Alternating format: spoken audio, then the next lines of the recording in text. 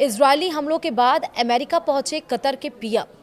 क्या है इसके मायने, हम सब कुछ आपको बताएंगे इस वीडियो में विस्तार से। नमस्कार, आप देख रहे हैं न्यूज़ 18 का डिजिटल प्लेटफॉर्म और मैं हूं आपके साथ श्रुति श्रीवास्तव। कतर के प्रधानमंत्री शेख मोहम्मद बिन अब्दुल रहमान अल थानी ने अमेरिकी राष्ट्रपति डोनाल्ड ट्रंप से मुलाकात की। यह बैठक शुक्रवार को न्यूयॉर्क में रात्रि भोज के दौरान हुई। व्हाइट हाउस ने बैठक की पुष्टि की है, लेकिन मीटिंग की डिटेल नहीं दी गई। इजरायल ने 9 सितंबर को कतर की राजधानी दोहा में हवाई हमले किए थे। ये हमले हमास नेताओं को निशाना बनाकर किए गए थे और इसके तुरंत बाद ट्रंप ने इजरायल के प्रधानमंत्री बेंजामिन नेतन्याहू से फोन पर बात की थी। ट्रंप ने हमले पर नाराजगी जताई थी और कतर को आश्वस्त किया कि इस तरह के हमले दोबारा नहीं होंगे। हालांकि नेतन्याहू ने सार्वजनिक तौर पर कहा कि वे इसकी गारंटी नहीं दे सकते। मिडिल ईस्ट में अमेरिका का सबसे बड़ा मिलिट्री बेस यानी कि अल उदीद कतर में है। कतर में करीब 10,000 अमेरिकी सैनिक तैनात हैं। अमेरिकी राजदूत स्टीव विटकॉफ भी शुक्रवार को राष्ट्रपति ट्रंप और कतर के पीएम शेख मोहम्मद बिन अब्दुल रहमान अल थानी के बीच बैठक में शामिल हुए। न्यूयॉर्क में ट्रंप के साथ रात्रि भोज से पहले कतर के पीएम ने व्हाइट हाउस में अमेरिकी उपराष्ट्रपति जेडी वेंस और विदेश मंत्री मार्को रूबियो के साथ भी मीटिंग की। अमेरिका में कतर मिशन के डिप्टी चीफ ने सोशल साइट एक्स पर इसकी जानकारी दी। सूत्रों के मुताबिक थानी और रूबियो के बीच क्षेत्र में मध्यस्थ के तौर पर कतर के भविष्य और इजरायली हमलों के मद्देनजर रक्षा सहयोग पर भी चर्चा हुई है।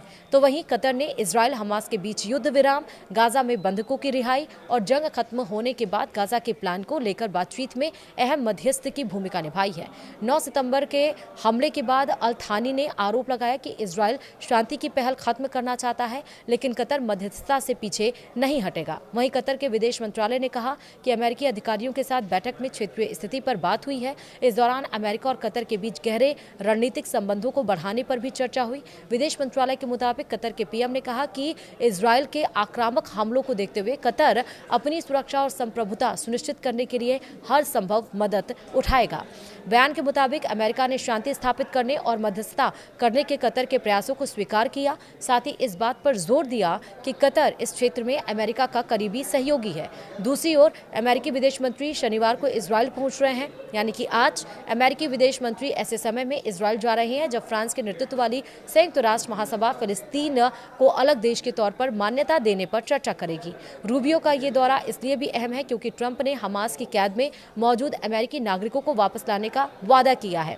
रूबियो बंधकों के परिवारों से भी मिलेंगी। रूबियो इजरायली नेताओं से गाजा में चल रहे एक्शन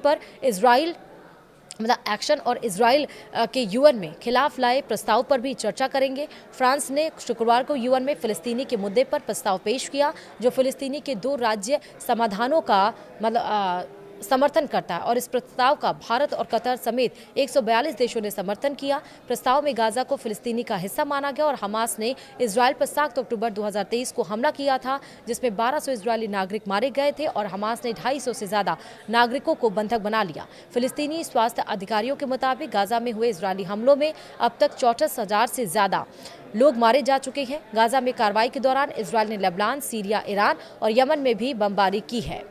गाजा में कार्रवाई के दौरान इजरायल ने लेबनान, सीरिया, ईरान और यमन में भी बमबारी की है। इजरायली हमलों की वजह से सिर्फ गाजा से 19 लाख फिलिस्तीनी पलायन कर चुके हैं। ऐसे में 9 सितंबर को हुए हमले से ये सवाल उठता है कि क्या इजरायल ने गाजा में पलायन के मुद्दे से ध्यान हटाने के कतर पर हमले किए, या वह हमास को संदेश देना चाहता है कि उसके छिपने की कहीं भी जगह नहीं बची है और उसे जल्द ही समझौता कर लेना चाहिए। इधर अमेरिकी विदेश मंत्री के हालिया इजरायल दौरे के बाद स्थिति साफ हो सकती है। वीडियो में इतना ही। नमस्कार।